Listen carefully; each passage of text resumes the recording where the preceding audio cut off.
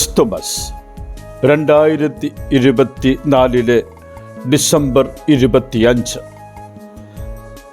ആഗമനകാലം 1 മുതൽ ഡിസംബർ 1 മുതൽ തങ്ങളെ തന്നെ സമ്പൂർണമായി രക്ഷകനെ സ്വീകരിക്കാൻ ഒരുക്കിക്കൊണ്ട് ധ്യാനചിന്തകളിലേക്ക് കടന്ന് എല്ലാ പരൂസിയായിലെ കൂട്ടുകാർക്കും ക്രിസ്മസിൻ്റെ എല്ലാവിധ ദൈവാനുഗ്രഹങ്ങളും ആശംസകളും സ്നേഹപൂർവം നേരുകയാണ്. എന്ന് ക്രിസ്തുമസ്, ദൈവം മനുഷ്യനായി അവതരിച്ച ദിനം. 2000 വർഷങ്ങൾക്ക് മുൻപ് ദൈവപുത്രനായ യേശു ഒരു സാധാരണ ശിശുവിനെക്കാളും ദരിദ്രനായി ബത്ലഹേം കാലിത്തൊഴുത്തിൽ ജനിച്ച പുൻസുദിനം. ഈ ക്രിസ്തുമസിൻ്റെ സവിശേഷതയായി ഞാൻ മനസ്സിലാക്കി ധ്യാനിക്കുന്നത് ഒരസാധാരണ ജന്മമാണ് യേശുവിൻ്റേത്. ഞാനിത് പറയുമ്പോൾ പെട്ടെന്ന് ആരെങ്കിലും ചിന്തിക്കും ദൈവം മനുഷ്യനായി അവതരിച്ച അസാധാരണത്വമെന്ന്. അത് ഒരു യാഥാർത്ഥ്യം. അങ്ങനെ ഇരിക്കെ എൻ്റെ മനസ്സിൽ ഒരസാധാരണ ജന്മം എന്ന് പറയുന്നത് സാധാരണ ശിശുക്കൾ ജനിക്കുന്ന പോലെയല്ല ഈ ശിശു ജനിച്ചത്. സാധാരണ ശിശുക്കൾ ജനിക്കുന്നത് ഒരു ഭവനത്തിൽ, ഒരു സത്രത്തിൽ, ഏതെങ്കിലും രീതിയിൽ ഒരു സവിശേഷമായി ഒരുക്കിയ ഇടത്ത്.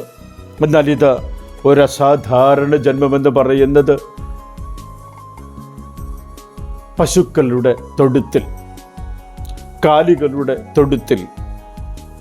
അവിടെയാണ് നാം ഇന്ന് ആഘോഷിക്കുന്ന ബത്ലഹേമിൽ കർത്താവായ യേശു ഭുജാതനായത്.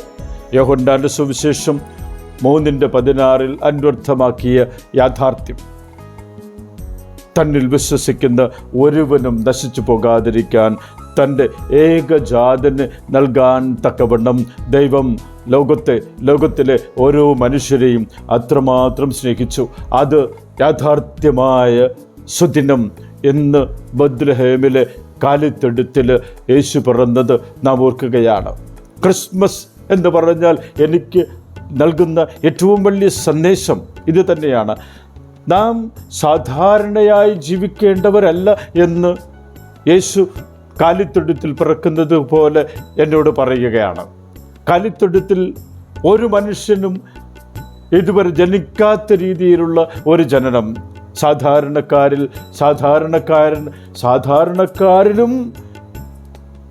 ഒരു സവിശേഷമായ ജന്മം. സാധാരണ ജന്മത്തെ പോലെയല്ല കാലിത്തൊഴുത്തിലെ ജന്മം. ഞാൻ ഒരു അസാധാരണ ജീവിതം നയിക്കാനായി വിളിക്കപ്പെടുന്നവനാണ് എന്ന് സാരം. ഇത് എൻ്റെ മുന്നിൽ മറ്റൊരു ഉദാഹരണം കൂടെ വയ്ക്കുന്നുണ്ട്. ആട്ടിടയന്മാർ. യേശു ജനിച്ച സന്ദേശം ആദ്യമായി ലഭിക്കുന്നത് ആട്ടിടയന്മാരാണ്. ആട്ടിടയന്മാരെന്ന് പറഞ്ഞാൽ നമുക്കറിയാം, ഒന്നും സ്വസ്ഥമായിട്ടില്ലാത്തവർ, നാടുകൾ വിട്ട് വീടുകൾ വിട്ട് ജീവിക്കുന്നവർ, സ്വന്തമായി ഒന്നുമില്ലാത്തവർ, ആടുകളെ സംരക്ഷിക്കുവാനായി ഇടങ്ങൾ മാറി താമസിക്കുന്നവർ. അതാണ് നാം ഇന്നത്തെ സവിശേഷമായി കാണുന്ന വലിയൊരു പ്രത്യേകത. മലയോരങ്ങളിൽ ആടുകളെ മേച്ച് വിശ്രമിക്കുകയായിരുന്ന ആട്ടിടയന്മാരോടാണ് ദൈവത്തിൻ്റെ സന്ദേശം ദൈവം കൊടുക്കുന്നത്. ആട്ടിടയന്മാർ ദരിദ്രരായി, ആരാലും വലിയ ആൾക്കാരെന്ന് കരുതപ്പെടാത്ത, സമൂഹത്തിലെ അവഗണിക്കപ്പെട്ട ദരിദ്രരായ പാപപ്പെട്ട വ്യക്തികൾ. ഇതെന്നോട് പറയുന്നത് എൻ്റെ ജീവിതത്തിൽ ഞാൻ സമ്പന്നനാകേണ്ടത് ആത്മീയ സമ്പന്നതയാണ് എനിക്ക് വേണ്ടത്. ഈ ആട്ടിടയന്മാർക്ക് ഈ ആത്മീയ സമ്പന്നതയുണ്ടായിരുന്നു. അതുകൊണ്ടാണ് അവർ അവിടെ വിശ്രമിക്കുന്ന സമയത്ത് ദൈവത്തിൻ്റെ ദൂതൻ അവരോട് ഈ കാര്യം, ഈ അസാധാരണ ജന്മത്തെക്കുറിച്ച് പറയുന്നത്. ഞാനും ഇതുപോലെ എല്ലാവരാലും അവഗണിക്കപ്പെട്ടേക്കാം ഈ ലോകത്തിൽ. ആട്ടിടയന്മാരെ പോലെ സമൂഹത്തിൽ എടുത്തു പറയാനായി ഒരു സവിശേഷത ഇല്ലാത്തവനായിരിക്കാം ഞാൻ. എൻ്റെ വാസം ചെയ്യുന്ന ഈ പരിസരത്ത് ഒരു പക്ഷേ എൻ്റെ ഇടവകയാകാം, എൻ്റെ താമസം ഉള്ള ഇടമാകാം, അക്രൈസ്തവരും ക്രൈസ്തവരും പാർക്കുന്ന ഇടത്താകാം. ഞാൻ ആരാലും വലിയ വ്യക്തിയാണെന്നോ വലിയ കുടുംബമാണെന്നോ അറിയപ്പെടാത്ത രീതിയിൽ ജീവിക്കുന്നവനാകാം. സവിശേഷമായി ഈ പ്രത്യേകത എന്നെ ക്രിസ്തുവിൻ്റെ അടുക്കലേക്ക്, ബത്ലഹേമിൽ ഒരു അസാധാരണ ജന്മം പ്രാപിച്ചിരിക്കുന്ന ക്രിസ്തുവിൻ്റെ അടുക്കലേക്ക് എന്നെ കൊണ്ടുപോകുമെന്ന യാഥാർത്ഥ്യമാണ് എന്നെ ഈ സാധാരണക്കാരനായി ജീവിക്കുന്ന, ആരാലും ശ്രദ്ധിക്കപ്പെടാതെ ജീവിക്കുന്ന എനിക്കിന്ന് ലഭിച്ചിരിക്കുന്ന വലിയ ഒരു സന്തോഷം.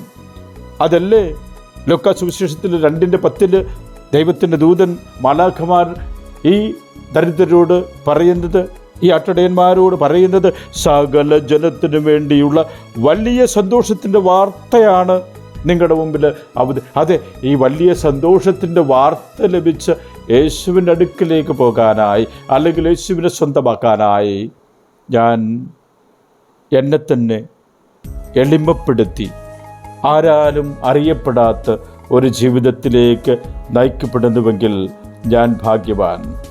ഒരിക്കൽ കൂടെ എല്ലാ സ്നേഹിതർക്കും ക്രിസ്മസിൻ്റെ എല്ലാവിധ നന്മകളും ദൈവാനുഗ്രഹവും തരുന്നു.